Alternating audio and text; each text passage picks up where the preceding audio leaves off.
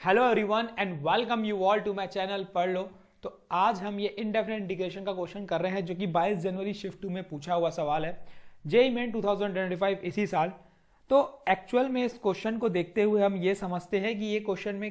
Problem नहीं गई होगी, क्योंकि ये क्वेश्चन देखो मुझे पता है कि एक ही कॉन्सेप्ट से बनने वाला है। और वो कॉन्सेप्ट क्या, देखो e raise to power of x. अगर हम डिस्कस करें इसका फॉर्मूला तो ये होता है e raise to power of x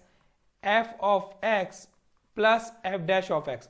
अगर ये है तो इसका डायरेक्ट आंसर आता है e raise to power of x f x plus c. मतलब ये जो फंक्शन है ना, ये डिफरेंशिएशन होना चाहिए इस फंक्शन का, ये फंक्शन डिफरेंशिएशन हो जाए इस फंक्शन का। अगर हमने ये पता कर लिया कि एक फंक्शन एफ ऑफ एक्स है और दूसरा फंक्शन उसका डिफरेंशिएशन है तो हम डायरेक्ट फॉर्मूले में पुट कर लेंगे। तो इसको सॉल्व करने का तरीका एक ही है भाई, कि हम एक को फंक्शन को सॉल्व करते हैं और दूसरा आना चाहिए। तो हम इसको मान लेते हैं फंक्शन ऑफ एक्स, है ना, इसको मान लेते हैं फंक्शन ऑफ एक्स और देखते हैं ये आता है कि नहीं। तो बस इसका इतना कॉन्सेप्ट है कि बस एफ ऑफ एक्स चेक करना है। तो एफ ऑफ एक्स चेक करने के लिए हम ले लेते हैं भाई एफ ऑफ एक्स, इस फंक्शन को हम एफ ऑफ एक्स ले लेते हैं। F of X equal to कितना हो जाएगा, X sine inverse x divided by under root of 1 minus x square. ठीक है, हालांकि अगर ऑप्शन दिया हुआ है तो मैं डायरेक्ट क्या कर सकता हूं, यही फॉर्मूला यूज करके डायरेक्ट उसमें पुट करके देख सकता हूं कि आंसर आएगा कि नहीं। तो उसमें स्पीड हो जाएगा, लेकिन हम चेक कर लेते हैं। ठीक है, हमें पेपर तो नहीं दे रहे हैं पर अब चेक तो कर सकते हैं। चेक भी जल्दी कर सकते हैं, कोई एकदम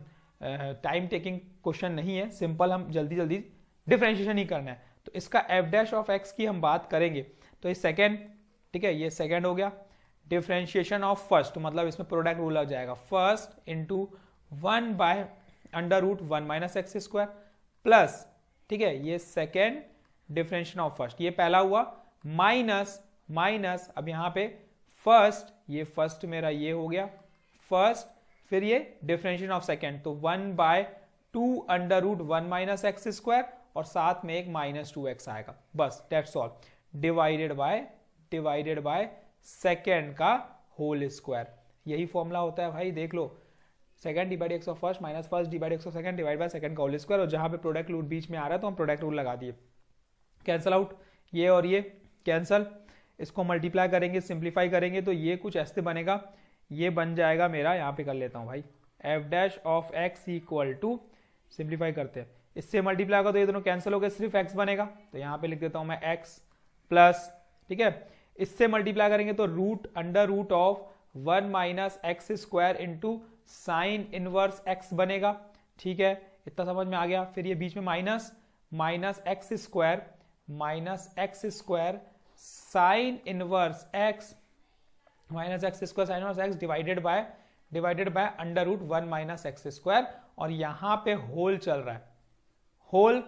1 minus x square, whole root और स्क्वायर कैंसिल हो गया। तो डिस्ट्रीब्यूट कर देता हूं, तो ये बन गया X by 1 minus x square plus, इसमें डिस्ट्रीब्यूट करेंगे तो ये बन जाएगा हमारा, इसको 2 बार लिख के कैंसिल हो सकता है, तो ये बन जाएगा sine inverse x divided by under root 1 minus x square, minus ये बन जाएगा X square sine inverse x divided by, ये कुछ इस तरीके से बन जाएगा 1 minus x square into under root 1 minus x square. ठीक है, एलसीएम ले सकते हैं क्या इन दोनों में, ये तो वैसे का वैसे ही रहेगा। और एक्चुअली मुझे ये टर्म लाना भी है, अगर हम नोटिस करेंगे तो ये टर्म हमारा आ चुका है। अब इसको सिंप्लीफाई करके देखते हैं बस। तो एलसीएम निकलेगा मेरा यहाँ पे, एलसीएम यही निकलेगा हमारा 1 माइनस एक्स स्क्वायर के पावर में 3/2 एलसीएम निकलेगा, क्योंकि इन दोनों को सिंप्लीफाई करोगे तो यहाँ पे वैल्यू बन जाएगी, इसमें बन जाएगी 1 माइनस एक्स स्क्वायर, ठीक है, यही बचेगा यहाँ पे क्योंकि ये तो टर्म है हमारे पास, और माइनस एक्स स्क्वायर, और मैं साइन स्क्वायर एक्स को क्या ले लेता हूँ, कॉमन ले लेता हूँ क्योंकि दोनों के पास है। ठीक है, अब क्या सिंप्लीफाई होगा, अब यहाँ से ये अगर मैं नोटिस करूंगा तो एक चीज तो कर सकते हैं, यहाँ पे क्या कर सकते हैं हम लोग, ये आ गया हमारा 1 minus x square minus x square, कहाँ पे 1 माइनस एक्स स्क्वायर, अच्छा ये माइनस माइनस प्लस हो जाएगा, माइनस माइनस यहाँ पे प्लस हो जाएगा, ये ध्यान देना है भाई, माइनस माइनस प्लस हो जाएगा, तो ये हो जाएगा X by 1 minus x square plus, अब नोटिस करोगे तो ये एक्स स्क्वायर कैंसिल, तो बचा क्या, sine inverse x divided by 1 minus x square के पावर में 3/2। और अगर अब हम नोटिस करते हैं, अगर हम नोटिस करते हैं तो ये पूरी की पूरी देखो ये आ गया मेरा एफ डैश ऑफ एक्स, ये आ गया मेरा एफ डैश ऑफ एक्स, आ गया ना भाई एफ डैश ऑफ एक्स। तो इसका मतलब ये सेटिस्फाई कर रहा है, तो इसका मतलब इसका आंसर हो जाएगा e raise to power of x into f of x, e raise to power of x into f of x. और एफ ऑफ एक्स मेरा हमने क्या लिया, पहला फंक्शन, ये x sine inverse x, x sine inverse x divided by under root 1 minus x square, under root 1 minus x square plus c. हाँ, इतना समझ में आ गया। अब आगे बढ़ते हैं।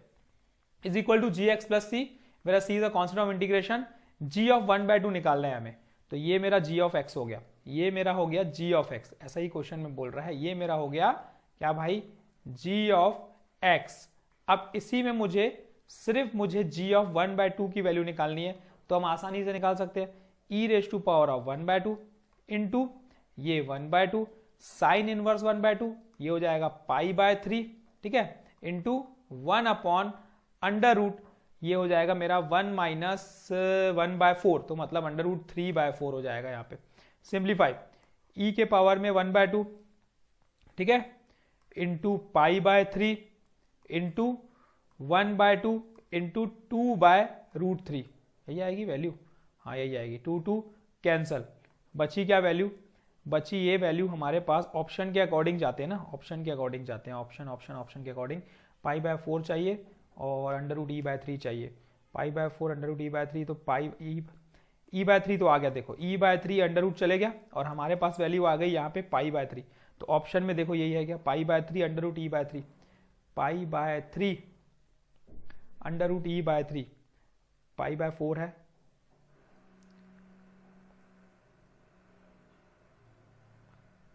ओके, ये π/30, ये π/6 होगा, सॉरी ये π/6 होगा, ये π/6 होगा, मतलब π/6 under root e/3, π/6 under root e/3, तो c is the correct answer, ठीक है। बस थोड़ी सी मिस्टेक हो गई थी, हमने वो 1/2 साइन इनवर्स 1/2 जो होता है साइन 30 होता है, तो π/6 होती है वैल्यू, तो ये π/6 अंडर रूट e/3, ऑप्शन देखोगे तो c is a correct answer, according to option जाएंगे तो, है ना, देख लेते हैं एक बार, π/6 अंडर रूट e/3, तो c is a correct answer of this question. देखो क्वेश्चन बहुत ही सिंपल था, सिर्फ छोटा सा कैलकुलेशन बेस था, हालांकि डायरेक्ट भी कर सकते थे हम लोग, डायरेक्ट मान के चलते, अगर एफ ऑफ एक्स का F of dash of x है, क्योंकि कॉन्सेप्ट तो यही लगने वाला है, और डायरेक्ट वैल्यू पुट कर देते, हम कर सकते थे, अगर टाइम बचाना है तो क्या करना है, ठीक है। तो π/6 अंडर रूट e/3 आंसर आ गया, लेकिन हमने तो सॉल्व कर लिया पूरा प्रोसीजर के साथ, एफ डैश ऑफ एक्स हमारा वही आया जो हमें चाहिए था, तो इसका मतलब सेटिस्फाई करेगा फॉर्मूले को, तो ई of x f of x, इसमें मैं 100% कंफर्म हो गया, उसमें मैं 100% कंफर्म नहीं रहता, लेकिन इस पार्ट में सॉल्व करने के बाद मैं 100% कंफर्म हो गया कि मेरा आंसर ये है। तो thank you, all the best, keep practising, फिर मिलेंगे एक नए क्वेश्चन के साथ, तब तक के लिए समझो, प्रिपेयर करो, प्रैक्टिस करो ज्यादा। अभी तो बोर्ड एग्जाम्स की तैयारियां चल रही है, मुझे पता है बोर्ड एग्जाम की तैयारी चल रही है, पर अरे एक क्वेश्चन करने में क्या दिक्कत है ना, तो कुछ मिनट्स में आपकी अगर प्रिपरेशन हो रही है, कुछ जल्दी देख लिया हमने तो कोई प्रॉब्लम नहीं है, देख सकते हो, ठीक है। ये भी तो का जरूरी है ना यार, बोर्ड के साथ हमारे पास जेई तो बहुत जरूरी है, तो अब खैर समय मिलेगा, हम करेंगे और अच्छे क्वेश्चंस करेंगे। तो thank you, all the best, keep practising, कल फिर मिलेंगे एक नए क्वेश्चन के साथ, तब तक के लिए समझो, प्रिपेयर करो, कुछ डाउट है तो पूछो। Thank you and all the best.